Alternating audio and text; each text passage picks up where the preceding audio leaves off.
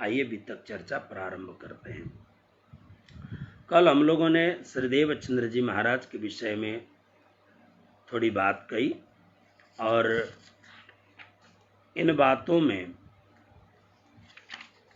श्रीदेव चंद्र जी महाराज को जब तारतम प्राप्त हुआ, तारतम प्राप्त होने के बाद में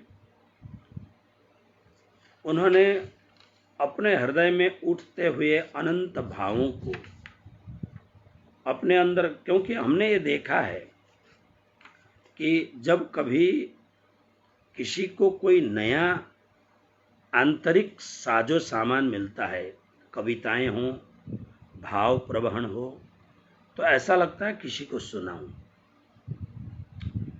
कविता वाले जो होते हैं वो सोचते हैं कि कोई सुने तो बहुत अच्छा है, उन्हें अच्छा लगता है। लेकिन देवचंद्र जी के हृदय में जब षोडशाक्षरी तारतम महामंत्र अंतर हृदय में आसन करके बैठ गया, स्वयं श्रीराज जी महाराज अंतर हृदय में आके विराजमान हो गए। उसके बाद में देवचंद्र जी अब वास्तव में श्री देवचंद्र जी महाराज के रूप में निखर गए। श्री देवचंद्र जी कौन कौन है, जरा ध्यान दे के सुनिए। श्री देवचंद्र जी के भीतर में श्री श्यामा जी महारानी का आवेश है और अक्षर ब्रह्म का जागृत बुद्धि है उसमें, और उसी भांति 14 लोक का संपूर्ण जो अस्तित्व है ज्ञानमय, वो देवचंद्र जी के हृदय पटल में विराजमान है। स्वयं श्री परमधाम की सिरदार सखी सुंदरी सखी यानी सुंदरबाई सखी हैं। राज जी महाराज ने स्वयं कहा, तुम परमधाम की सिरदार सखी, आगेवान सखी सुंदरबाई की वासना हो। और सुंदरबाई जिस स्थान में आके बैठे हुए हैं, वो नारायण भगवान का अत्यंत उत्तम आत्मा जीव तत्व है, जो देवचंद्र जी के शरीर में विराजमान है। तो बाहर का जो शरीर है यह तो पांचभौतिक शरीर है, आकाश वायु अग्नि जल पृथ्वी मन बुद्धि अहंकार द्वारा रचित शरीर है। इस शरीर के भीतर में जो आत्म तत्व है, जीव तत्व है, वो नारायण भगवान का है, और उसमें भी अत्यंत उत्तम नारायण भगवान का जीव तत्व है। उसमें सुंदरबाई सखी की सुरता आकर के विराजमान है, और उस सुरता के रूप में फिर श्यामा जी जो साक्षात अखिल ब्रह्मांड नायक, अनंत कोटि ब्रह्मांड के मालिक, अक्षर ब्रह्म भी जिनके चरणों को नतमस्तक होकर के अभिवादन करते हैं, वो अक्षरातीत पूर्ण ब्रह्म परमात्मा भी जिनके परम सौंदर्य को देख करके लुभा जाते हैं, ऐसे उनकी आनंद सहजा शक्ति आह्लादिनी शक्ति श्री श्यामा जी महारानी का आवेश यानी स्वयं श्यामा जी महारानी विराजमान है। तो जब तारतम प्राप्त हो करके राज्य महाराज भी अंदर आ गए, राज्य महाराज भी हृदय में विराजमान हो गए, अंदर आकार में आए के बैठे हम, तब उनको अब संसार की कोई ऐसी विद्या नहीं थी जो वो न जानते हों। सारे संसार के सब कुछ जानने जैसी संपूर्ण बातें, अध्यात्म के सारे रहस्य देवचंद्र जी के हृदय पटल में उद्घाटित हो गए। जब वो आंख बंद करके आंख बंद करके बिल्कुल देखते हैं, तो बंद आंखों के जरिए उन्हें 14 लोक अतल वितल सुतल तलातल महातल रसातल पाता भूर्भुव स्वर महजन तप सत्यम अष्टावरण अनंत शक्तियाँ, स्वयं पुरुष रूप के नारायण भगवान, महाशून्य निराकार और अद्वैत भूमिका, बेहद भूमिका, अव्याकृत सबलिक केवल सत्स्वरूप, अक्षर ब्रह्म का मूल स्थान, और श्री जमुना नदी के उस पार 7 घाट, और आगे जाकर के चांदनी चौक के सामने हरे लाल वृक्ष, 100 सीढ़ी चढ़ के ऊपर जाइए, 28 स्तंभ का चौक और उसके बाद में फिर 4 चौरस हवेली और 5वीं गोल हवेली यानी मूल मिलावा में पहुंच करके अपनी परात्म यानी नूरी स्वरूप सुंदरबाई सखी जहां विराजमान है वहां पहुंच जाते हैं। यानी 25 पक्ष परम धाम का कोना कोना संपूर्ण साहिबी के साथ में परम धाम की जानकारी और इसके साथ साथ में अक्षरधाम, अक्षर ब्रह्म और फिर अक्षर ब्रह्म द्वारा रचित अनंत कोटि ब्रह्मांड का संपूर्ण ज्ञान श्रीदेव चंद्र जी महाराज को आत्मसात हो गया, वो संपूर्ण अनायास खुल गया। अब वो सुनाना चाहते हैं, वो नाई को बुला करके स्वयं पैसा दे करके बोलते हैं तुम सुन और मैं पैसा दूंगा, भोजन भी दूंगा, तुम फिर सुन के चले जाना। लेकिन स्वामी जी ने सबसे पहले परम धाम का मानिक पहाड़ का वर्णन किया। इतना विशाल है मानिक पहाड़ का वर्णन, वो सुन करके भौचक्का हो गया, हाथ जोड़ दिए, नतमस्तक हो गया। गुरु महाराज मैं नहीं सुन सकता हूँ, मुझे क्षमा करिए। मैं रखड़ करके मैं लोगों के पास में जा कर के भरी धूप में दौड़ धूप करते हुए पैसा कमाने में मुझे सरलता रखती है। आपके साथ बैठ करके या आपके द्वारा बोली हुई दिव्य वाणियों को मैं सहन नहीं कर सक रहा हूँ। तो वो उठ के चला गया। इसका कारण क्या है? महामती स्वामी श्री प्राणनाथ जी महाराज ने वाणी में एक बात कही है, केसरी दूध न रहे रजमात्र, उत्तम कनक बिना जेम पात्र। श्री प्राणनाथ जी कहते हैं, ये किंवदंती, एक परंपरा की बात है या किसी ने अजमाया भी होगा। सिंहों में जैसे टाइगर वगैरह होते हैं, उनमें बब्बर सिंह जिसको केसरी सिंह कहा जाता है, सबसे श्रेष्ठ, सबसे बलिष्ठ, सबसे मजबूत, जिसके एक पंजे को कोई हाथी भी सहन न कर सके, ऐसा केसरी सिंह।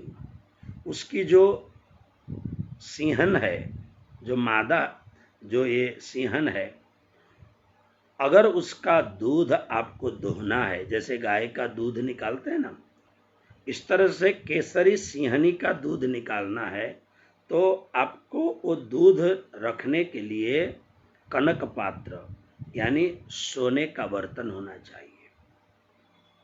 सोने का बर्तन होगा तो केसरी सिंहन का दूध उसमें आप डाल सकते हो।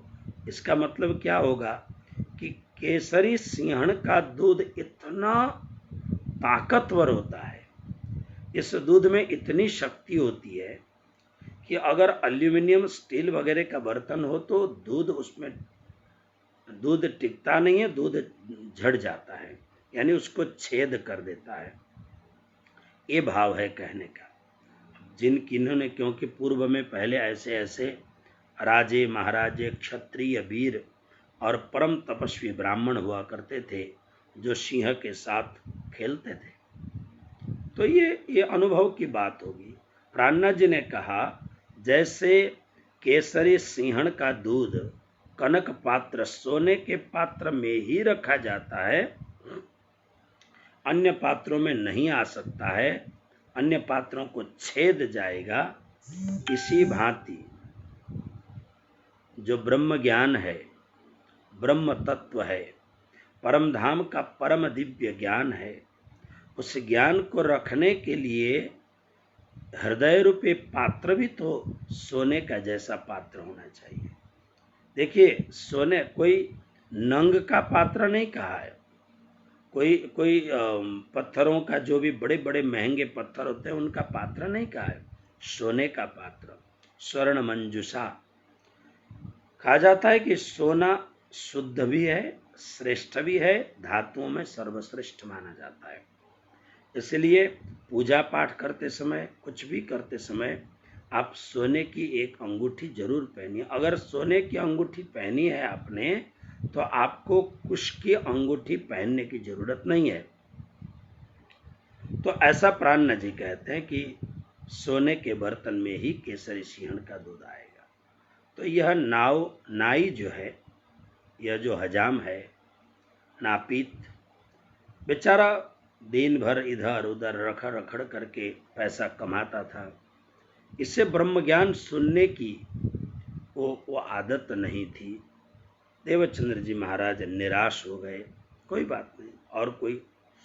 अब उन्हें पता लगा, तो इसीलिए देखिए, इसी परंपरा में बात याद आई, इसलिए आपको कहूं, मैं जब भी आग्रह करता हूं श्री कृष्ण प्रणामी धर्म निजानंद संप्रदाय में दीक्षित होने के लिए, ये जो अक्षरातीत पूर्ण ब्रह्म परमात्मा राज्य महाराज ने जो तारतम दिया है, इस तारतम को रखने के लिए हमारा हृदय अत्यंत शुद्ध होना चाहिए। जब तक शुद्ध न हो तब तक यह मंत्र आपको नहीं दिया जाएगा।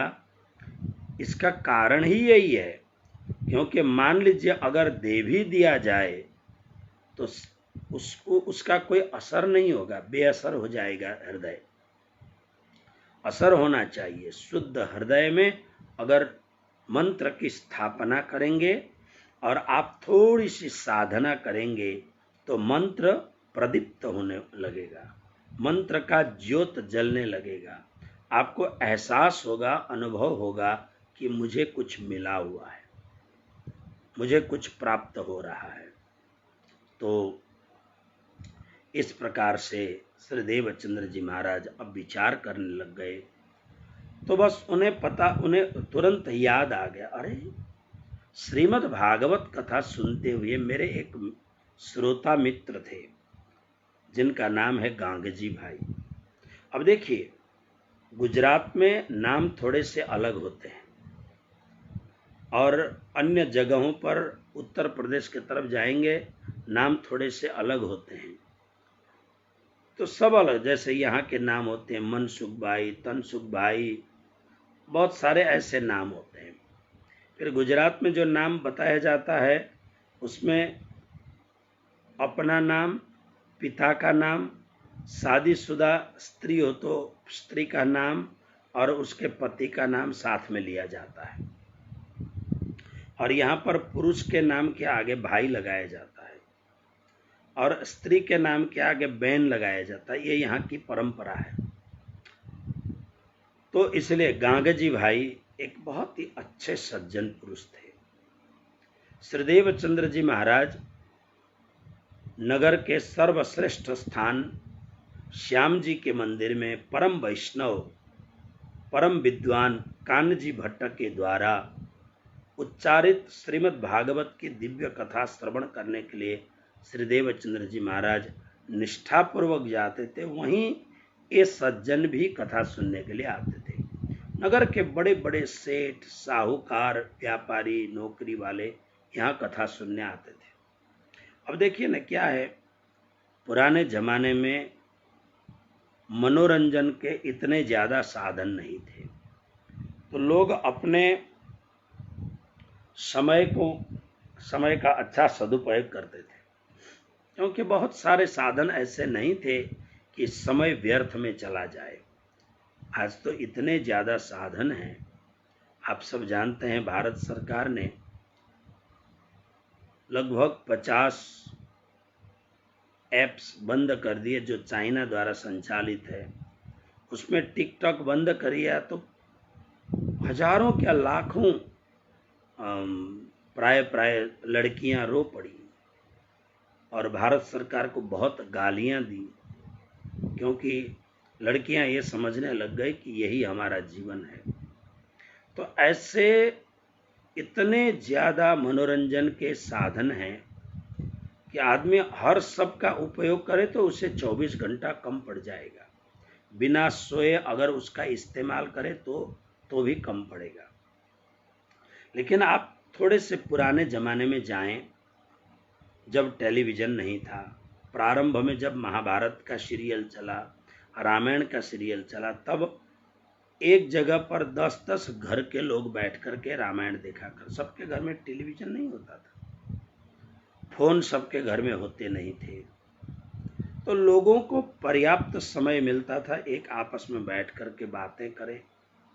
जब कभी किसी के घर में कुछ अच्छा खाने के लिए बनाया, 4 जने मिलते थे, 4 घर मिलते थे और बैठ करके उसका लुत्फ उठाते थे, आनंद उठाते थे। अब ऐसा नहीं है। अब तो एक मकान पर 20-25 परिवार रहते हैं और वहीं पर एक अपार्टमेंट में कोई मर रहा है तो दूसरे अपार्टमेंट में कहीं शादी हो रही है, और एक अपार्टमेंट में एकदम आनंद के द्वारा भोजन प्रसाद बना के खा रहे हैं, स्वाद मिष्टान्न ले रहे हैं, तो कहीं पर कुछ वस्तु के लिए मातम छाई हुई होती है। अब का जीवन जरा विचित्र प्रकार का जीवन है, अलग सा जीवन है। तो इसलिए पुराने लोग, मुझे जहां तक लगता है, संसाधनों के द्वारा, आज के हम लोग बहुत अच्छे संसाधन हमारे पास हैं, यानी वस्तुएं हमारे पास हैं, किंतु पुराने जो लोग थे उनके पास संसाधनें कम थी लेकिन सुख ज्यादा था। उनके पास वस्तुएं कम थी लेकिन आनंद ज्यादा था, शांति ज्यादा थी।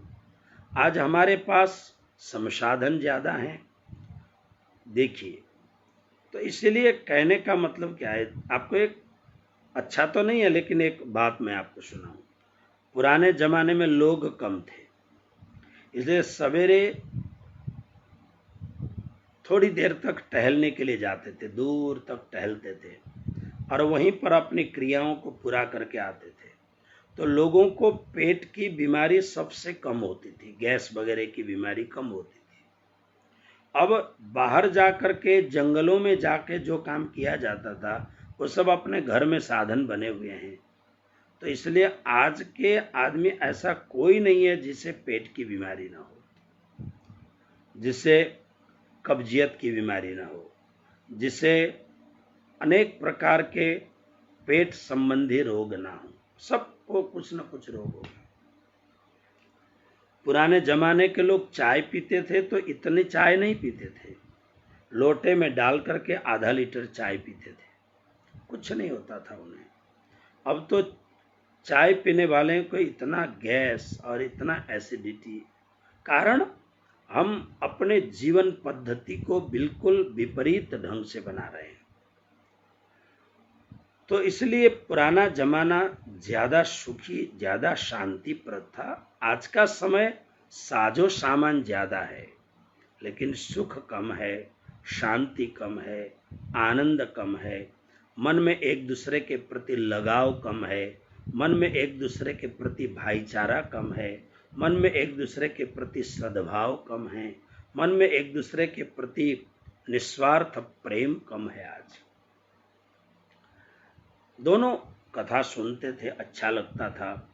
याद आया, अरे गांगजी भाई है ना, तो पता लगा गांगजी भाई का बहुत बड़ा व्यापार था।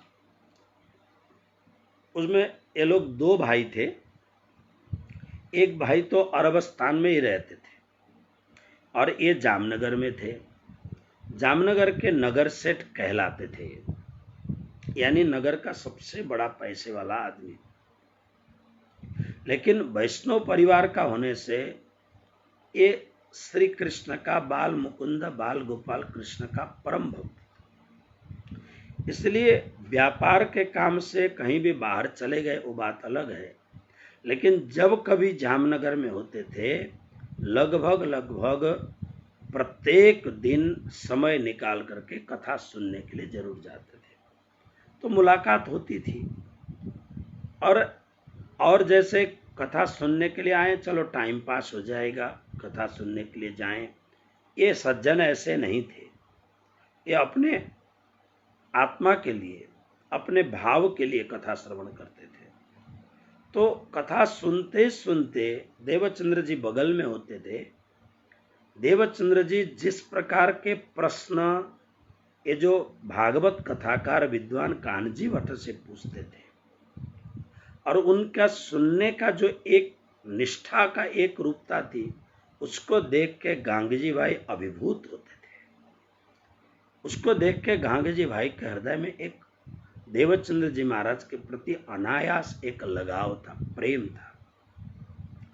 और कई बार क्या होता था, कि कथा करने के बाद में, कथा जब सुनते थे, कथा सुनने के बाद में जब बाहर निकलते थे, बाहर निकलने के बाद में फिर गांगा जी भाई कहते होंगे, देखो देवचंद्र जी आपने बहुत कुछ सुना, और बहुत कुछ सुनने के बाद में, क्योंकि मुझे तो व्यापारार्थ बाहर जाना पड़ा, आपने बहुत कुछ सुना है, तो जो कुछ आपने सुना है मुझे ज़रा सुना दीजिए ना, मैं भी ज़रा आपकी बात सुन लूँ कि आपने कौन कौन सी लीलाएं सुनी, कैसे कैसे आपने सुना, क्योंकि आपने जो जो बातें सुनी है ज़रा सा हमें बताइए। तो गांगे जी भाई बड़े प्रेम से पूछते थे, और देवचंद्र जी महाराज दोनों श्रोता हैं, सुनते हैं, और देवचंद्र जी महाराज फिर उन वस्तुओं को बताने लगते थे। लेकिन होता क्या था, एक गजब की बात,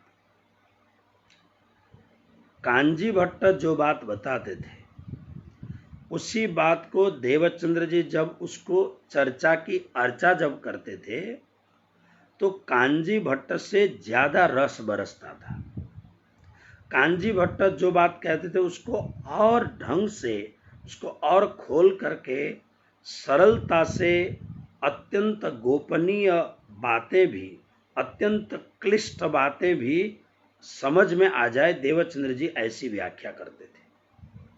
इसलिए गांगे जी भाई को इतना रस बरसता था, बहुत ज्यादा रस बरसता था। कहते हैं लालदास जी महाराज, ये चर्चा के रस में देह की न रखे खबर, तब वे इतनी चर्चा सुनते थे तो क्या हुआ, कांजी भट्ट श्याम जी के मंदिर से निकले, हवाई चौक के आसपास में कहीं खड़े हो जाते हैं। खड़े होने के बाद में ये लोग अपनी चर्चा शुरू कर देते हैं। तो इन्हीं समय में बहनें पानी भरने के लिए सिर के ऊपर मटका रख करके, अब दूर दूर पानी हुआ करता था तो जहां पनघट होता था वहां पानी भरने के लिए जाते, तो ये दोनों खड़े होकर के बतियाते रहते हैं, बात करते रहते हैं। गांगे जी भाई सुनते हैं, और जो उन्हें समझ में न आए वो जरा सामने परिप्रश्न करते हैं। देवचंद्र जी महाराज इनकी भक्ति, इनके भाव, सुनने का इनका चाव देख करके बड़े प्रेम से देवचंद्र जी सुनाते थे। इतना रस बरसता था दोनों को, कहते चर्चा के रस में देह की न रखे खबर। इनको हम कब यहाँ के खड़े हैं, हमें घर में, क्योंकि देवचंद्र जी का तो नियम था चर्चा सुनने के बाद में ही जाके भोजन करते थे, लेकिन इन्हें ये भी पता नहीं होता था कि हमें घर में जाना है, भोजन प्रसाद करना है, नहीं, देह के अध्यास से ऊपर उठे हुए होते थे। तो वो पनिहारिन बहनें पानी भरने के लिए जाती हैं, और बहनें आपस में बात करते हैं, देखो इन दोनों को, भाव अच्छा था सबका, देखो इन दोनों को क्या प्रेम से चर्चा करते हैं, लेकिन गजब है कि इनके पैर भी नहीं दुखते हैं। एक बार पनहरन आई और पानी लेकर के पनघट से चली गई, दोबारा जब आती हैं तो एक समय लगता है पनघट पे जाना, पानी लेकर के वापस घर जाना, दूसरा मटका उठाना, फिर वापस पनघट पर जाना, फिर आना, तो कम से कम 30 मिनट्स या कुछ और भी समय लग सकता था।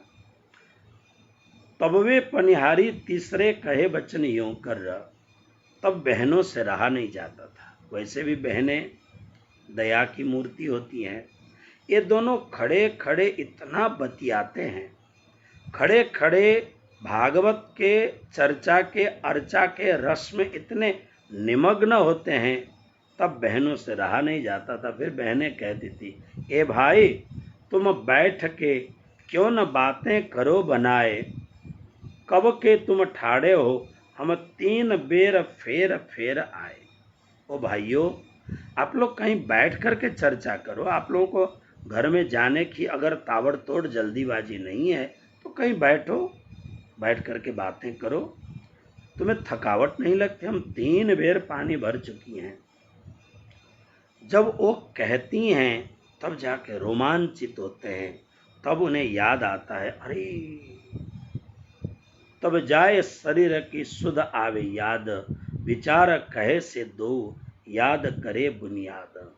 यो नित करते रहे गांग जी भाई ने देखे बचन न, यह बात अगाध है कछु अलौकिक रोशन। तब गांग जी भाई ने पूछिया, हम तुम भागवत सुनते दोए, यह प्रश्न तुम कहाँ से ल्यावत, तुम मोहे बताओ सोए। गांग जी भाई को जब देखिया वस्त का पूरा पात्र, तब कछु चले बतावते सत बोए रज मात्र।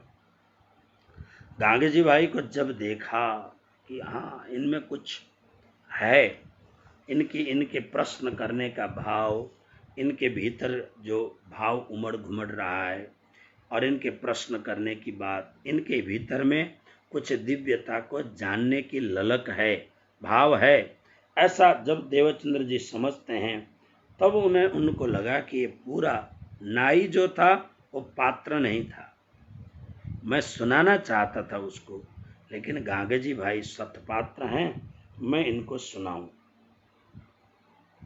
इस प्रकार से देवचंद्र जी महाराज के हृदय में गांगे जी भाई के प्रति एक सद्भाव था। लेकिन पता चला गांगे जी भाई तो वास्तव में कहाँ हैं, तो अपने व्यापार के काम से गांगे जी भाई बाहर जाने के लिए नाव में बैठे हुए हैं। और उस समय क्या होता था, स्टार्ट किया और नाव चल पड़े, ऐसा नहीं होता था। उस समय नाव हवा के बहाव के हिसाब से नाव चला करते थे, यानी बड़े बड़े त्रिपाल लगाए हुए होते थे नाव में, और जब हवा लग जाए फिर हवा के अनुकूल इस हिसाब से नाव आगे चलते थे। तो उसमें यंत्र भी जरूर होगा उस समय का। तो ऐसे नाव में गांगे जी भाई बैठे हैं जा करके, बैठते समय लेकिन नाव चल ही नहीं पाता है, अनुकूल पवन आता ही नहीं है।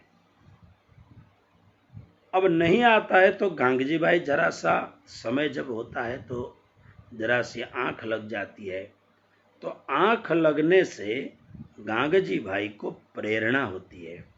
वितककार कहते हैं कि उन्हें कृष्ण का दर्शन हुआ और प्रेरणा हुई, अरे तुम चले जाओ गांगे जी भाई, तुम्हारे श्रोता मित्र जब सुनते थे एक ही साथ में, ऐसे देवचंद्र जी तुम्हारी प्रतीक्षा कर रहे हैं। जब बार बार ये बातें एक बार हुई, सपना है ये करके उसको टाल दिया, दूसरी बार हुई, सपना है करके टाल दिया, तीसरी बार हुई, फिर भी गांगे जी भाई ने सोचा सपना है, चौथी बार में सपने में फटकार लगाई, हम बार बार आपको कह रहे हैं, आप क्यों नहीं जाते हो। गांगे जी भाई बड़े धार्मिक व्यक्ति थे, तो उनको लगा कि नहीं, मुझे कुछ करना चाहिए। तो कुछ समय से, कुछ दिनों से जहाज चल ही नहीं रहे थे, वातावरण बिल्कुल अलग अनुकूल बना ही नहीं था। गांगे जी भाई ने अपने ही जहाज होते थे, उनके बड़े बड़े जहाज अपने थे, तो अपने मैनेजर को कह दिया कि मैं नहीं जाता हूँ, अनुकूल हो जाए तो तुम चले जाना। गांगे जी भाई यहाँ से जहाज़ों में साजो सामान भर करके, साजो सामान के साथ में गांगे जी भाई जाते थे और गांगे जी भाई सुनाते थे, सबको कहते थे जाओ कोई बात नहीं। तो इस प्रकार से गांगे जी भाई विचार करते हैं और विचार करने के बाद में गांगे जी भाई नाव से उतरते हैं और उतरने के बाद में फिर घर की ओर जाते हैं।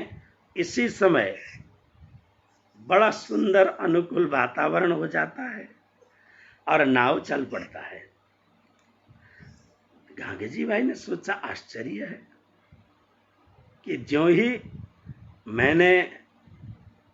मैं उतरा और वातावरण अनुकूल बना और नाव में चल पड़ा, तो अवश्य में वह कुछ न कुछ है। तो इस बात को समझते हुए फिर गांगे जी भाई घर में आए, घर में आते ही गांगे जी भाई ने सोचा और घर के लोगों ने कहा आपको देवचंद्र जी बार बार याद करते हैं। दौड़ करके देवचंद्र जी महाराज के पास गए और जा करके प्रणाम किया। आदर भाव था, प्रणाम किया। प्रणाम करते ही गांगे जी भाई को देवचंद्र जी ने छाती से लगाया, अंकमाल किया।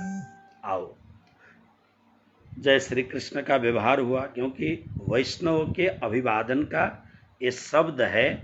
एक आपस में वैष्णव मिलेंगे, वो कहेंगे जय श्री कृष्ण, वृंदावन के लोग कहेंगे जय श्री राधे, और पूरा गुजरात, राजस्थान का कुछ भूभाग वो अन्य धर्मों का भी पालन करते हो तो भी वैष्णव का इतना जबरदस्त प्रभाव है, वल्लभ वैष्णव का, सब लोग यहाँ पर जय श्री कृष्ण बोलते हैं। पूरे गुजरात में हर कोई व्यक्ति जय श्री कृष्ण बोलेगा। तो इस प्रकार से दोनों बैठे। बैठने के बाद में गांगे जी भाई ने कहा कि हे श्री देवचंद्र जी महाराज, आपने मुझे याद किया? बोले हाँ, मैंने याद किया, आओ बैठे। तो दोनों अनुकूल वातावरण देख के जलपान, क्योंकि लंबे समय तक बैठेंगे, जलपान आदि करके बैठ गए। अब बैठने के बाद में देवचंद्र जी महाराज ने विचार किया, नाई के सामने मैंने सबसे पहले परमधाम का वर्णन शुरू किया, और परमधाम के वो ऊंची ऊंची अट्टालिकाएं, ऊंचे ऊंचे महल, और बड़े बड़े 12-12 हजार पाइप में ऊपर जाने वाले पानियों का वर्णन, और बड़े बड़े बगीचों का वर्णन। माने एक सामान्य आदमी कभी विश्वास ही न करे ऐसा अकल्पनीय, विश्वसनीय तो है लेकिन अकल्पनीय बातों को जो एक सामान्य आदमी विश्वास नहीं कर सके, कल्पना न कर सके, आप कभी देखना ये जो परमधाम का वर्णन है ना, ये बड़े बड़े इंजीनियरों की भी बुद्धि ठप हो जाएगी, ऐसा वर्णन किया है परमधाम का। बड़ा ही सुंदर वर्णन है। मूल मिलावा कैसे, पूरा जो रंग महल कैसे बना हुआ है, इसमें 9 भूम और 10वीं जो आगासी है, छत वो कैसा बना हुआ है, छत के ऊपर कैसे बगीचे हैं, और 9 भूम ऊपर यहाँ पर नीचे से पानी की व्यवस्था किस प्रकार से की गई है, और कितने बड़े बड़े वृक्ष हैं, बड़ोवन, मधुबन, महावन के बड़े बड़े वृक्ष हैं। माने इन सब बातों का श्रीदेव चंद्र जी महाराज ने उस नाई को सीधा सीधा बताना प्रारंभ किया। अब नाई जो झोपड़ा में रहता हो, जिसका झोपड़ा हो, अगर जोर से हवा आ जाए तो छत खुल जाए, ऐसा एयर कंडीशन झोपड़े में रहने वाला नाई इतनी बड़ी बड़ी बातों को कैसे सहन कर सकेगा। इसलिए देवचंद्र जी महाराज ने सोचा कि मैं गांगे जी भाई को पहले परमधाम का वर्णन नहीं करूंगा, इनको धीरे धीरे मैं इनकी पात्रता भी परीक्षण करूं, इसलिए इनको कुछ बताता हूं। तो सबसे पहले, क्योंकि गांगे जी भाई कई बार पूछते थे, देवचंद्र जी साथ में रहते थे ना, अभी तो गुरु भी नहीं बनाया है। देवचंद्र जी कहें गांगे जी भाई कहें लगभग उम्र दोनों की एक जैसी होगी, थोड़ा बहुत ऊपर नीचे होगा, कल मैं खोज करके आपको बताऊंगा। तो क्योंकि देवचंद्र जी महाराज का जन्म संबंध है विक्रम संवत 1638, तो उम्र लगभग एक सी होगी।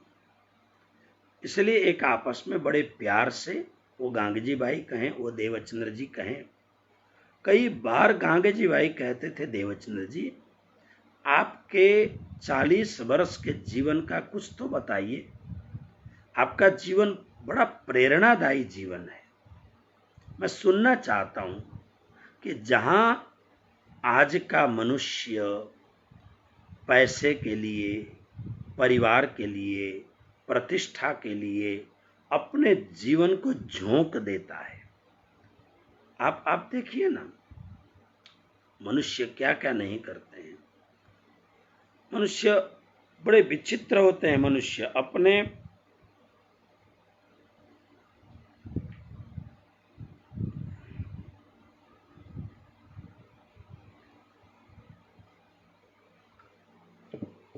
चर्चा के लिए किसको समय होता है? ये तो आप सब परम सद्भाग्यशाली हैं कि आपको सवेरे भी आप होते हैं, दोपहर को भी आप होते हैं। नहीं तो ये आपको देखिए, श्रीमद् भागवत में द्वितीय स्कंद के प्रारंभ में सुखदेव जी महाराज ने कहा कि मनुष्य क्या करता है। मैं आपको सुना दूं, जरा श्लोक के द्वारा सुना दूं।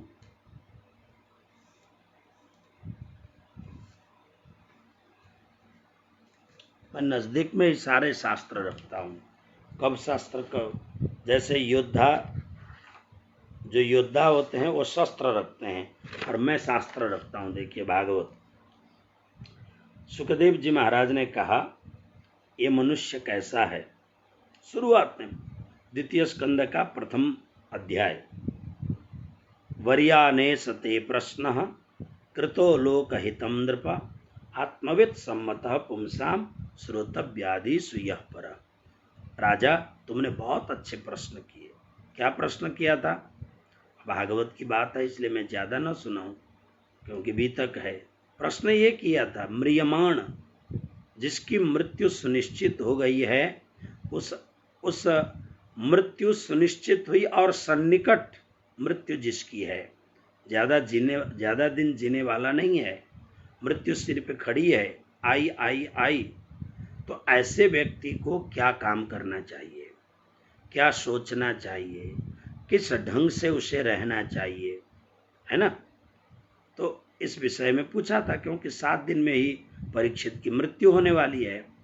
तो सुखदेव जी महाराज ने कहा, तुमने जो पूछा राजा, बहुत अच्छा पूछा, क्योंकि इन तुम्हारे वाक्यों से सारे संसार का कल्याण होगा।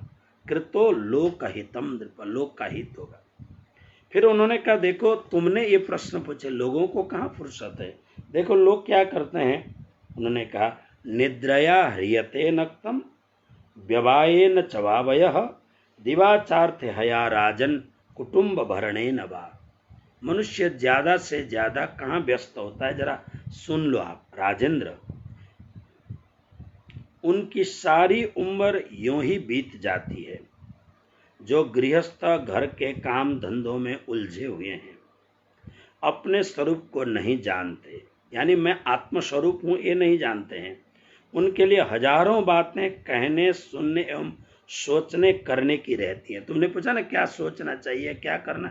उनके लिए तो जिन्हें अपने आत्मस्वरूप का ज्ञान नहीं है, उन्हें तो बहुत कुछ सुनना और बहुत कुछ करने की बातें होती हैं। क्या क्या? उनकी सारी उम्र यूं ही बीत जाती है। उनकी रात नींद यानी सोने में या स्त्री प्रसंग से कटती है। संतान जन्माने की जो प्रक्रियाएं हैं उसी में पूरी रात कट जाती है, और दिन धन की हाय हाय या कुटुंबियों के भरण पोषण में समाप्त हो जाता है। मनुष्य कैसे अपना समय पूरा करता है। देखो, संसार में जिन्हें अपना अत्यंत घनिष्ठ संबंधी कहा जाता है, वे शरीर, पुत्र, स्त्री आदि कुछ नहीं है, असत है।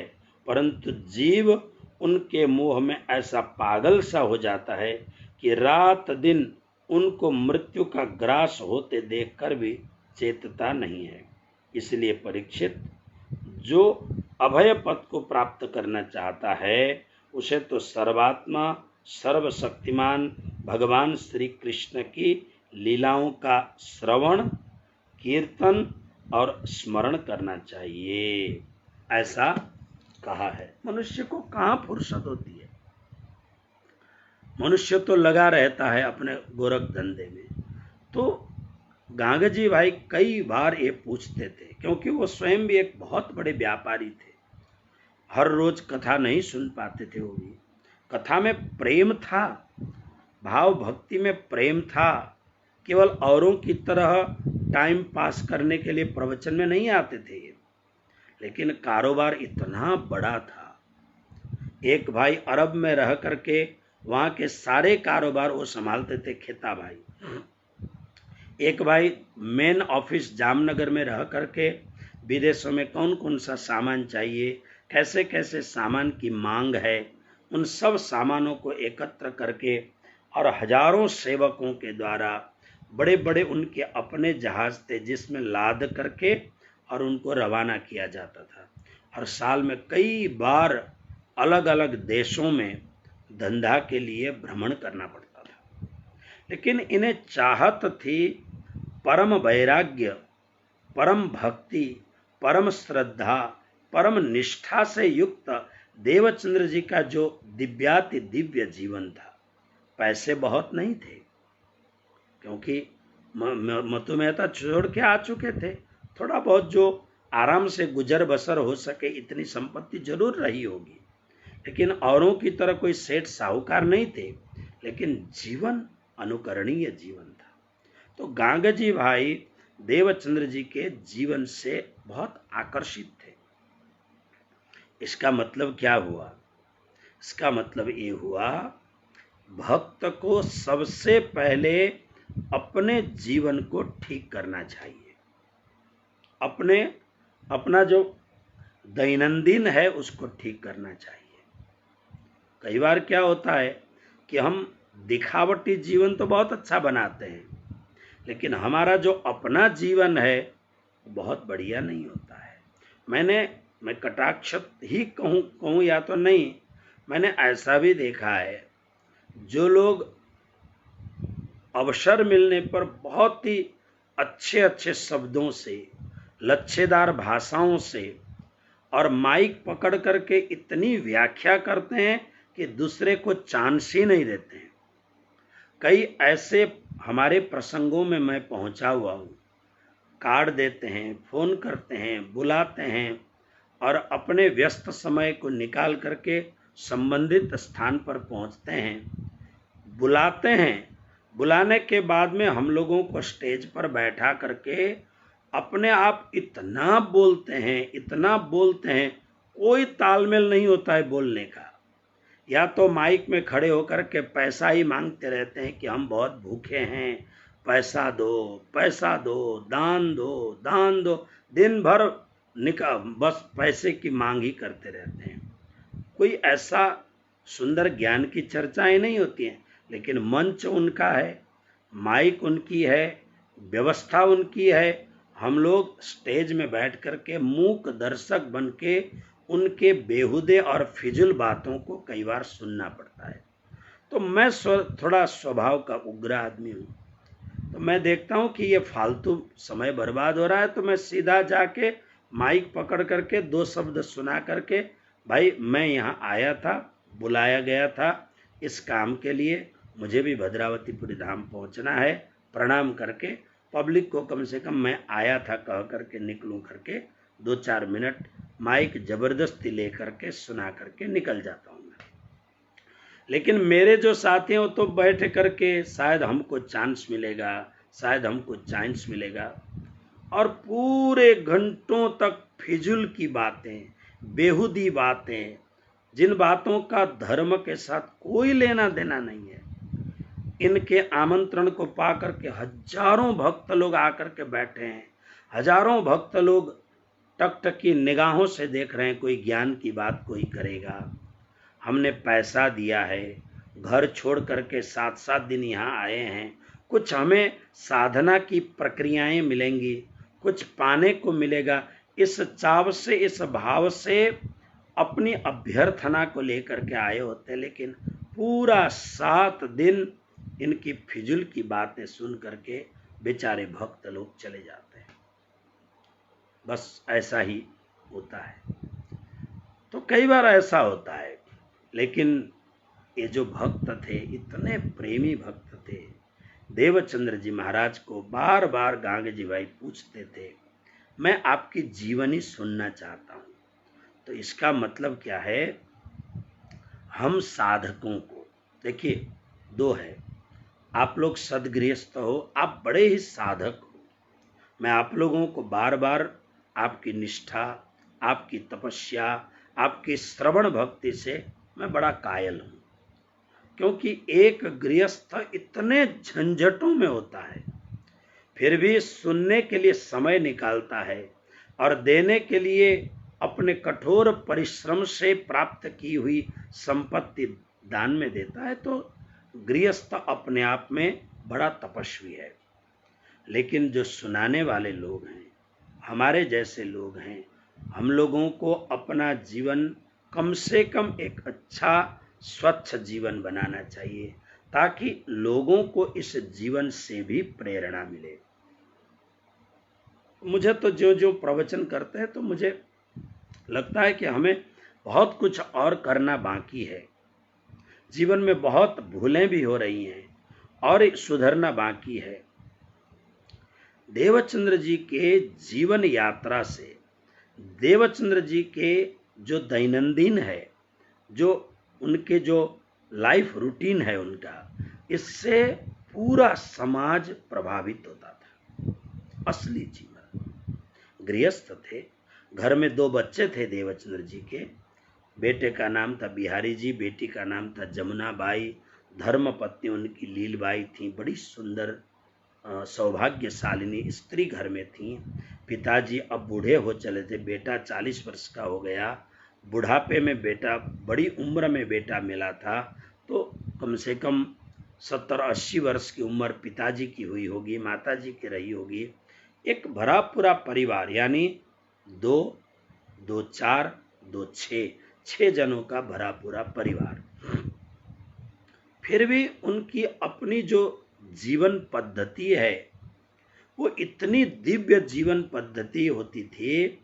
श्री कृष्ण प्रणामी धर्म निजानंद संप्रदाय में देवचंद्र जी की जो रहनी करनी है, इतना सुंदर भव्याति भव्य परम शुद्ध जीवन, 400 वर्ष के प्राप्त इतिहासों में बड़े बड़े महापुरुष हुए हैं। अनेक महापुरुषों के जीवन पद्धति देवचंद्र जी महाराज की तरह रही होंगी, लेकिन इतिहास ऐसे कोई बहुत प्राप्त नहीं होता है। किंतु भद्रावतीपुरी धाम के परमहंस, महान संत, औलिया पुरुष परमहंस कृष्ण प्रियाचार्य जी महाराज का जीवन, जिनको मैंने बहुत करीबी से देखा, जाना, मुझे उनके 2-3 बार संगत करने का सुअवसर प्राप्त हुआ। 7 दिन तक मेरे गुरुस्थान पश्चिम बंगाल में, 7 दिन तक मेरे गुरुदेव मंगलदास जी की आज्ञा से परमहंस महाराज जी की सेवा करने का सुअवसर, स्वर्णिम अवसर इस दास को मिला। मैंने बहुत नजदीक से उनको देखा। मैं बच्चा होते हुए भी इतना बचपना नहीं था। मैं संत महापुरुषों के प्रति बड़ा लगाव मुझे बचपन से था। मेरे दादा का एक मेरे जीवन के ऊपर प्रभाव था।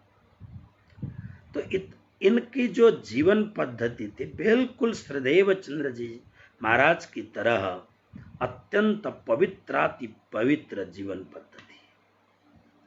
इनके पूर्ववर्ती बड़े बड़े संत हुए, अवश्य रहे होंगे, किंतु इतिहास में उल्लेख नहीं है, और यह हम लोगों ने देखा है। इसलिए जीवन, जो समाज का नेतृत्व करने वाला जो वर्ग है, उसे चाहिए कि अपने जीवन को एक ऐसा आईना बनाए जिसमें समाज अपना मुखड़ा देख सके। फिर इसलिए देवचंद्र जी महाराज ने सोचा, चलो इन्हें मैं परमधाम की बात पहले सुनाऊंगा तो नाई की तरह भाग न जाए। अगर नहीं भी भागेंगे तो जीवन में पहली बार ये बात सुन रहे हैं, तो कदाच इन्हें सुनने में तकलीफ भी हो सकती है, क्योंकि यह बात परमधाम की जो चर्चा है, परमधाम के भीतर की जो चर्चा है, मूल मिलावे की चर्चा, रंग महल की चर्चा, पश्चिम का चौगान, बड़ोबन, मधुबन, महाबन, फूलबाग, नूरबाग, वनों की नहर, जवेरों की नहर, है ना।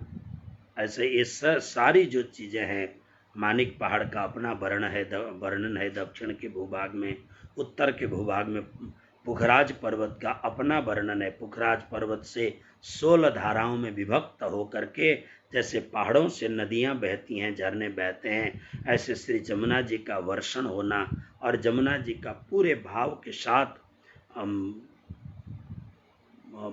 उत्तर से पूर्व की ओर जाना, पूर्व से फिर मरोड़ खा करके फिर दक्षिण की ओर जाना, दक्षिण से फिर पश्चिम की ओर जा करके सागर सरीखा हौज कौशर तालाब में अनंत समुद्र इस सरिता का पानी पहुंचना, इस सब परमधाम की बातें अभी नहीं करूंगा।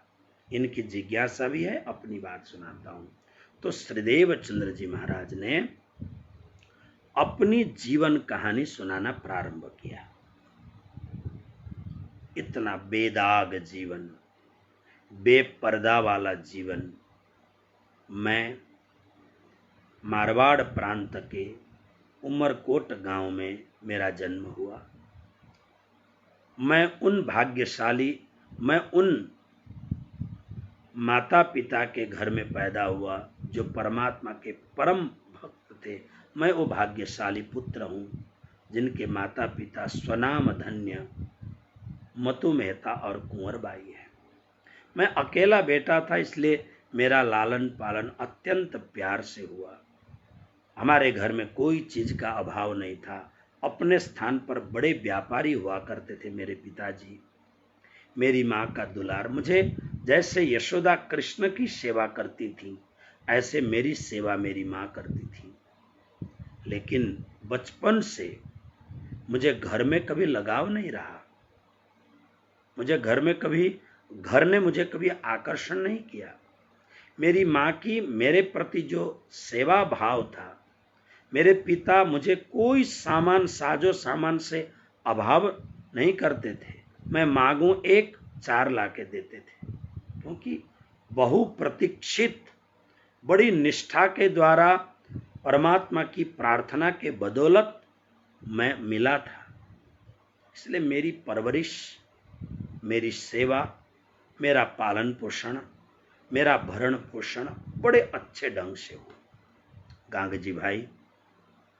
किंतु बचपन से इन सुख सुविधाओं ने, माता पिता के इस अलभ्य प्यार ने मुझे कभी खींचा नहीं। बचपन से ही मेरी एक सोच बनी। गांग जी भाई ने पूछा, क्या सोच बनी आपकी? बस मुझे बार बार ये प्रश्न रह करके ये प्रश्न मुझे सताते थे। क्या प्रश्न? मैं कौन हूं? कहां से आया हूं? मेरा मालिक कौन है? मैं कौन, कहां ते आया, कहां मेरो भरतार? ये 3 प्रश्न मुझे रह करके सताते थे। हमारे गांव में साधु संत पंडित पुरोहित जानकार ज्ञानी कम आते थे, पानी की किल्लत थी। किंतु जो भी आते थे उनसे मैं जरूर ये प्रश्न करता था, लेकिन मुझे संतोष हो ऐसा उत्तर कभी नहीं मिलता था। मैं अपने माता पिता से भी ऐसे क्वेश्चन करता था, प्रश्न करता था। तो ये प्रश्नों ने मुझे झकझोर दिया। इन प्रश्नों ने मुझे अंदर से विवश कर दिया भागने के लिए। यद्यपि मुझे कोई चीज की कमी नहीं थी, लेकिन अब मेरी अंतर रूह, मेरी अंतर की आत्मा उमरकोट की इस परिधि में बंधकर नहीं रहना चाहती थी। बरबस क्योंकि पिताजी ने पहले दिखाया था मुझे, उमरकोट से बाहर मैं निकल चुका था। कच्छ की पावन भूमि पर मैं एक बार विचरण करके आ चुका था। इसीलिए मैं माता पिता की आंख से बच करके और उन अत्यंत दुर्लभ सुख सुविधाओं को ठोकर मार करके, माता की ममतामयी उस आंचल को छोड़ करके, पिता के कृपामय वरद हस्त को छोड़ करके, मुझे पता नहीं क्या मिलेगा क्या नहीं मिलेगा, क्या पता सवेरे नाश्ता कौन देगा, दोपहर का भोजन कौन देगा, रात्रि का भोजन कौन पिरोसेगा, कहाँ पहुँचूंगा, कैसी अवस्था होगी, किन किन विपत्तियों से मुझे गुजरना पड़ेगा, मुझे कोई भी पता नहीं है। लेकिन एक अज्ञात की यात्रा में अपनी आत्मा की प्यास बुझाने के लिए, अपने भाव को, एक प्यास के कारण मैं अपने भाव को प्रदीप्त करते हुए आगे बढ़ा। और कैसे उमरकोट गांव से वो भाग निकले और किस प्रकार से उस अत्यंत भयंकर दूर दूर तक और केवल रण रण रण, रेत ही रेत के बड़े बड़े पहाड़ दिखते थे, ऐसे रण प्रदेश पर मैं विचरण कर रहा था। और गांगेजी भाई एक साधक होने के नाते अत्यंत चाव से, अत्यंत भाव से गांगेजी भाई ये सारी बातें अत्यंत प्रेम से श्रवण करते थे। जब उन्होंने गांगेजी भाई को बताया कि रण प्रदेश में मैं इतना डर गया था, कभी घर से बाहर अकेला नहीं निकला,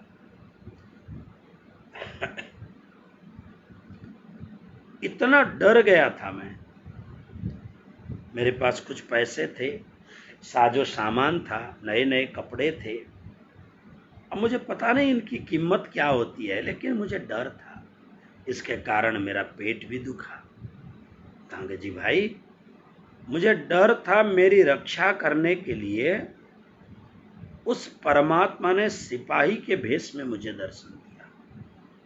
मुझे ये सिपाही परमात्मा है ये पता कब चला, जब उनके साथ रात भर मैं पैदल यात्रा कर रहा था। रात भर इतनी दूरी मैंने तय की, लेकिन मुझे जरा भी तकलीफ नहीं हुई, मुझे जरा भी परेशानी महसूस नहीं हुई, मुझे जरा भी थकावट नहीं हुई।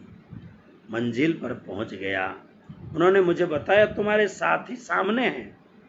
देखा एकाग्र हो करके, फिर मैंने सोचा इनको धन्यवाद तो करूं, कोई रास्ते में चलने वाले कोई सिपाही सज्जन, इन्होंने मुझे इतना साथ दिया, इन्होंने मुझे इतना मेरा काम कर दिया, जरा इन्हें धन्यवाद तो दूं। तो धन्यवाद ज्ञापन के लिए जो ही मैं मुड़ा, तो जिस स्वरूप ने मुझे साथ दिया, मेरी रक्षा की, एकदम उठते हुए दर्द को उनके श्री चरण के रखाव से मेरा दर्द शांत होके शरीर फूल की तरह एकदम हल्का हो गया था। मैं उन्हें धन्यवाद करना चाहता था, क्यों, मैं समझता था यह भी रास्ते में चलने वाला कोई यात्री सिपाही होगा। लेकिन जब मैंने देखा गांगेजी भाई सवेरा हो चुका था, सूर्य की मंद मंद किरणें पृथ्वी को छू चुकी थी, दूर दूर तक मैं देख सकता था, कोई वृक्ष न थे क्योंकि रेतीला मैदान था, मैं जान सकता था दूर दूर तक मेरी आंखें पहुंच सकती थी। लेकिन जिस सिपाही ने मुझे दर्शन दिया, उस सिपाही का कहीं भी दर्शन नहीं हुआ। मैं बिलख बिलख करके रोने लग गया। गांगेजी भाई को बड़ा आनंद आया ये बात सुन करके, और एक तरफ गांगेजी भाई की आंखें भर आती हैं, कैसा ये महापुरुष है, इनको परमात्मा ने ऐसे दर्शन दिया। फिर बताते बताते कच्छ में 4 वर्ष की खोजी, तो हरिदास जी के पास आना, फिर हरिदास जी की सेवा कैसे किया, उसके बाद में फिर भद्रवेश होकर के आकर के मुझे कैसे भजमन श्री वृंदावन कुंज बिहारी नित्य विलास, यही राखो तुम दिल में सुमिरो कर विश्वास, मंत्र दान दिया। बाल मुकुंद जी कैसे अंतर ध्यान हो गए, बाल मुकुंद जी ने मेरे विषय में क्या बताया। फिर आकाश मार्ग से उड़ करके आए हुए बांके बिहारी यानी अक्षरातीत परब्रह्म परमात्मा ने रास में जो वस्त्र पहने थे, वही वस्त्र आकाश मार्ग से आए और मुझे हरिदास जी ने वो प्रदान किया। आज भी राज मंदिर में उन्हीं वस्त्रों की सेवा मैं कर रहा हूँ। ऐसा श्रीदेव चंद्र जी महाराज फिर हरिदास जी के संगत की बात करते हैं।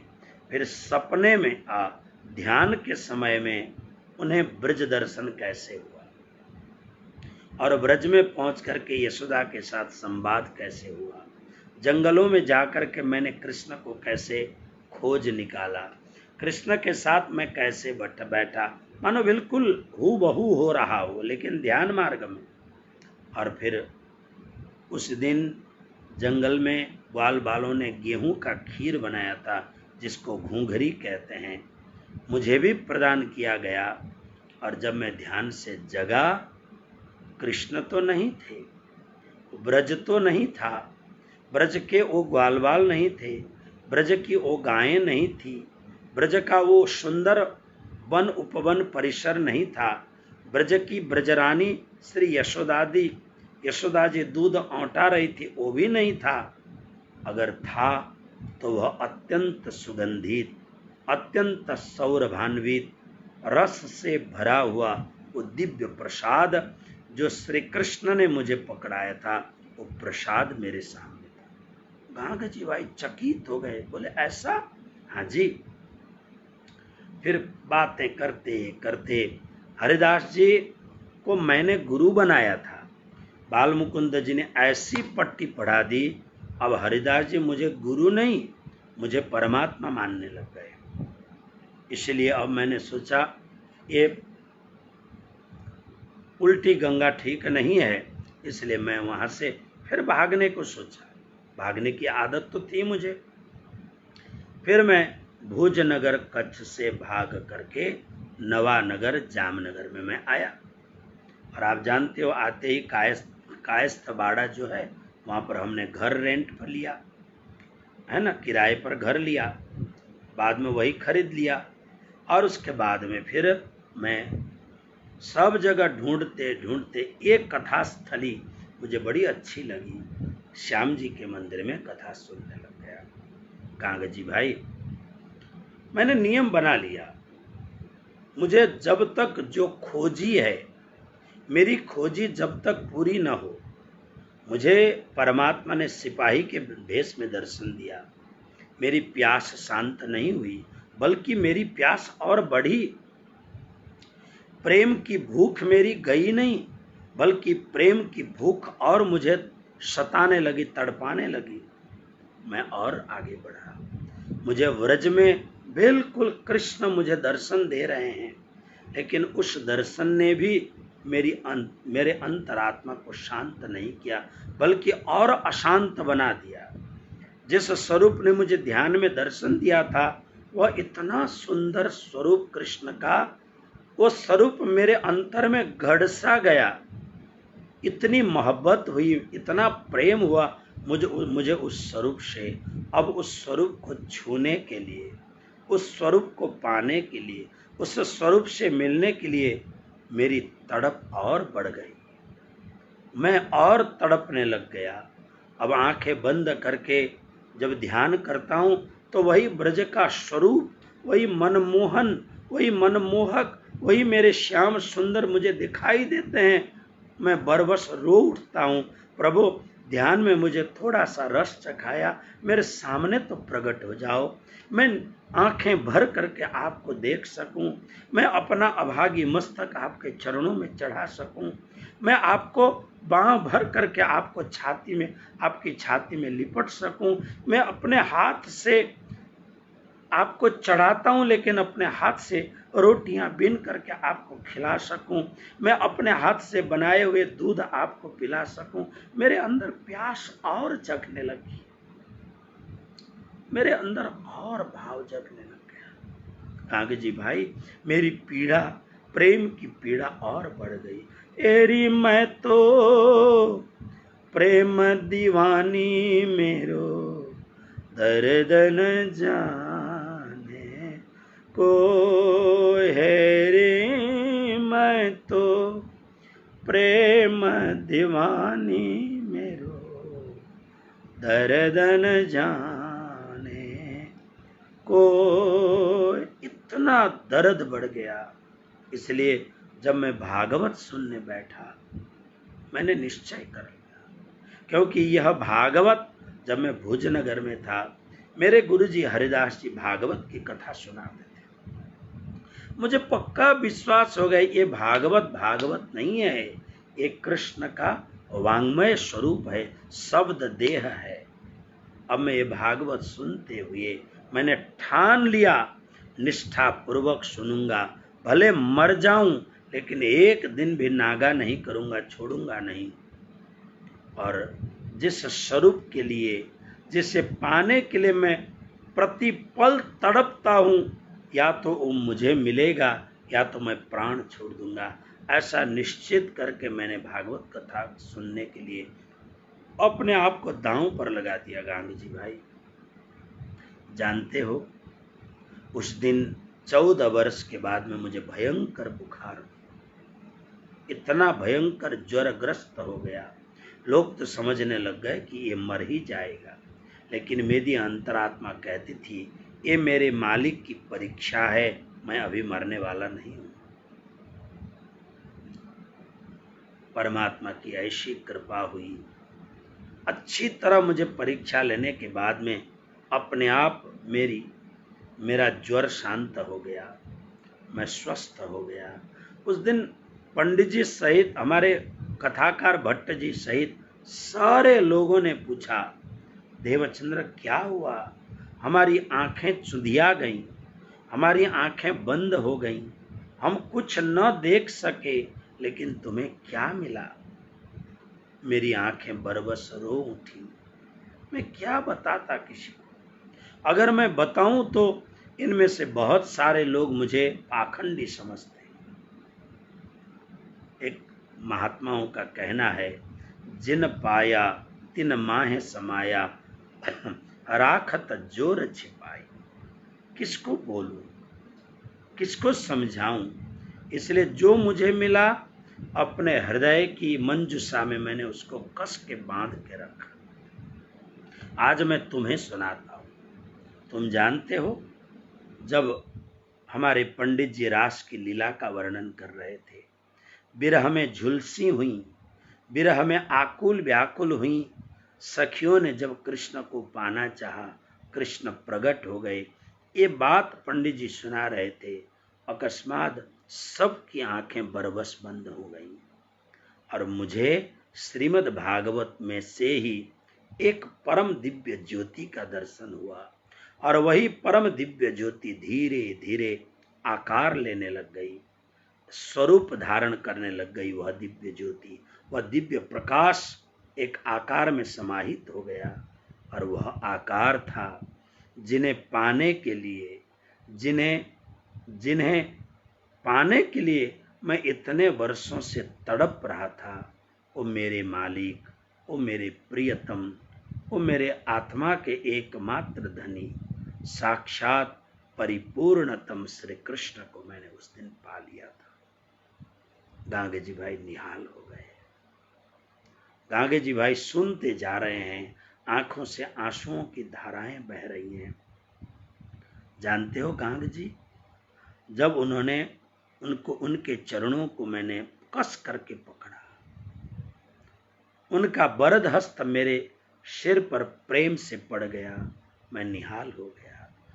मेरी अनंत अनंत समय की प्यास जो बार बार बढ़ रही थी, मेरी प्यास बिल्कुल शांत हो गई। अब मैं बिल्कुल एक ठहरे हुए समुद्र की तरह हो गया, अब कोई उछल कूद नहीं था। उन्होंने मुझे 5 चीजें पूछी। तू कौन है? यहाँ संसार में किस लिए आया हुआ है? कहाँ तेरा असली घर है? तुम्हारे मालिक कौन है? अभी तुम जाग रहे हो या अभी भी घोर निद्रा तुम्हें सता रही है? मैं कोई भी प्रश्न का उत्तर न दे सका। मैंने इतना ही बोला, मैं इतना जानता हूँ, मेरा विवेक कहता है आप मेरे मालिक हैं, आप मेरे स्वामी हैं और कुछ भी मैं नहीं जानता हूँ। जब ये बातें मैंने कही, गदगद हो गए स्वयं परमात्मा। फिर उन्होंने मुझे बताया करके संवाद सुनाया, मुझे बताया गांग जी भाई, वो जो परे का, सबसे परे का जो परम धाम है, जहां से पर कुछ भी नहीं है, उस परम धाम की मैं सुंदरबाई सखी हूं। ऐसा धनी ने मुझे बताया, पिया ने मुझे ऐसे बताया। और उसी परम धाम से मेरे जैसी 12,000 सखियां आई हुई हैं।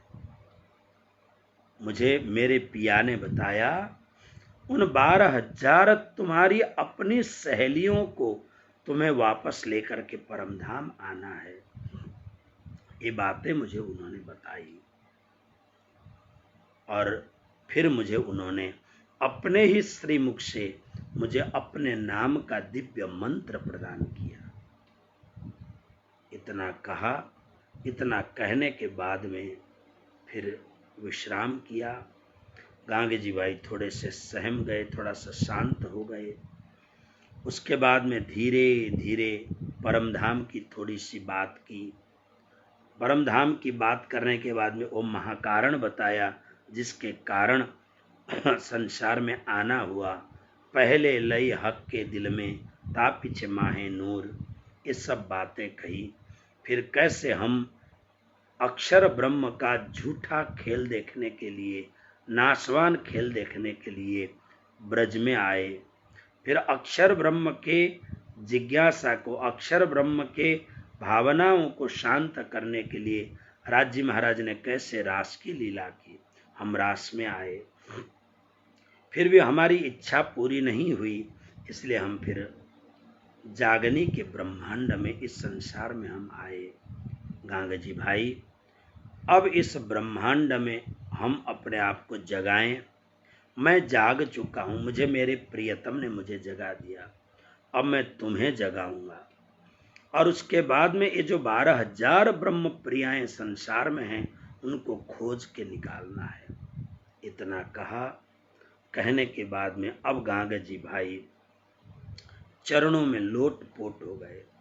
अभी तक पूज्य भाव था, संत भाव था, उत्तम भाव था, लेकिन इन बातों को सुनने के बाद में अब गांगे जी भाई का हृदय संपूर्ण परिवर्तन हो गया। गांगे जी भाई श्री देवचंद्र जी के चरणों में लोट पोट हो गए और आंसुओं के द्वारा देवचंद्र जी के चरणों को प्रक्षालन करके फिर हाथ जोड़ करके कहा कि अक्षरातीत परब्रह्म परमात्मा ने आपको जो मंत्र दिया है मुझे भी प्रदान करें।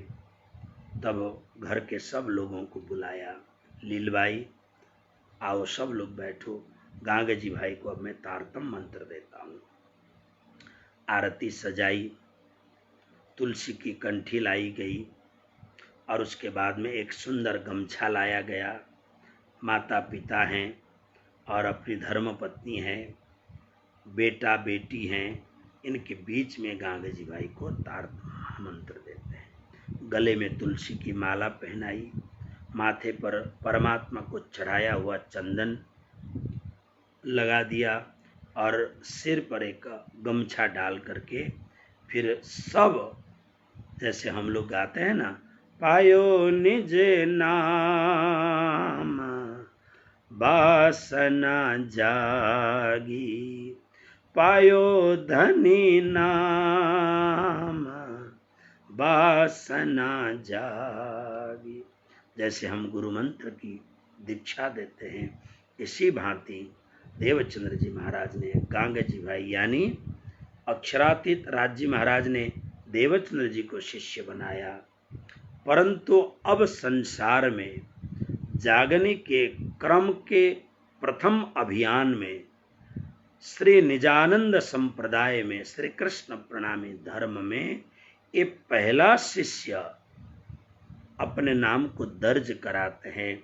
श्री देवचंद्र जी महाराज इनको कान में वही परमात्मा का दिया हुआ वह जो बीज मंत्र है 16 अक्षर का, श्री कृष्ण नाम से संयुक्त बीज मंत्र गांगे जी भाई के कान के माध्यम से हृदय में स्थापना करते हैं। बोलो कृष्ण कन्हैया लाल की, श्री निजानंद स्वामी की, सदगुरु महाराज की, धाम के धनी की। इतना वो जो जो मंत्र अंदर जा रहा है गांगा जी भाई की आंखों से अविरल आंसुओं की, प्रेम की आंसुओं की धाराएं फूट रही हैं। उसके बाद में देवचंद्र जी के चरणों में अपने सिर को डाल दिया। इसलिए तो कहा ना, यह तन विष की बेलरी, गुरु अमृत की खान, शीश दिए तो गुरु मिले तो भी सस्ता जान। तारतम मंत्र जिन सदगुरु ने प्रदान किया है, उन सदगुरु को हम और क्या दे सकते हैं? अपने आप को समर्पण करना है। गांगे जी भाई समर्पित हो गए।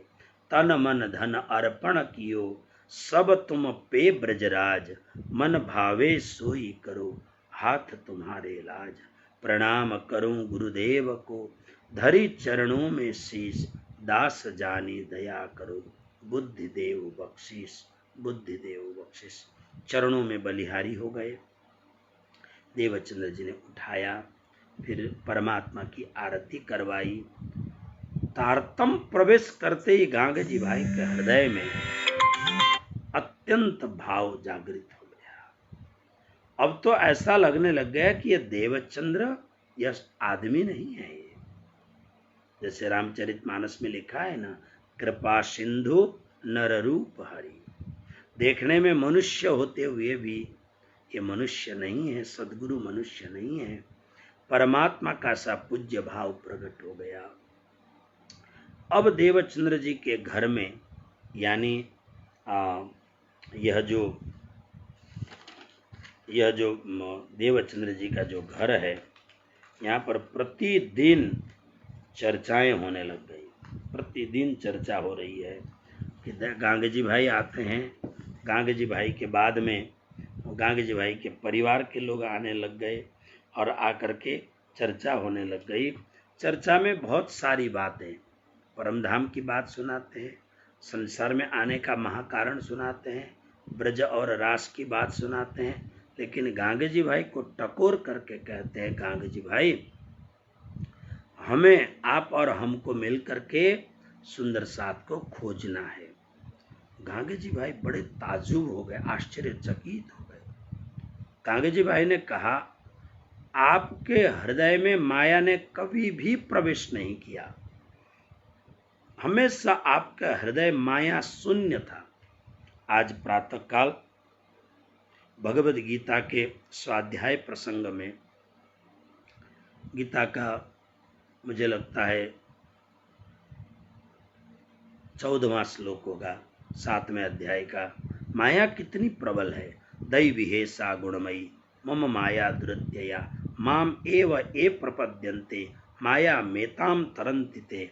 माया का, प्रबल माया का वर्णन श्री कृष्ण अर्जुन को सुनाते हैं। आज गांगे जी भाई पूछते हैं कि गुरुदेव, आप जैसे माया से निर्लिप्त व्यक्ति, जिसको माया छू नहीं सकती है, ऐसे परम व्यक्ति भी उनको 40 वर्ष की उम्र में, 40 वर्ष के उम्र में हक्के दियो दीदार।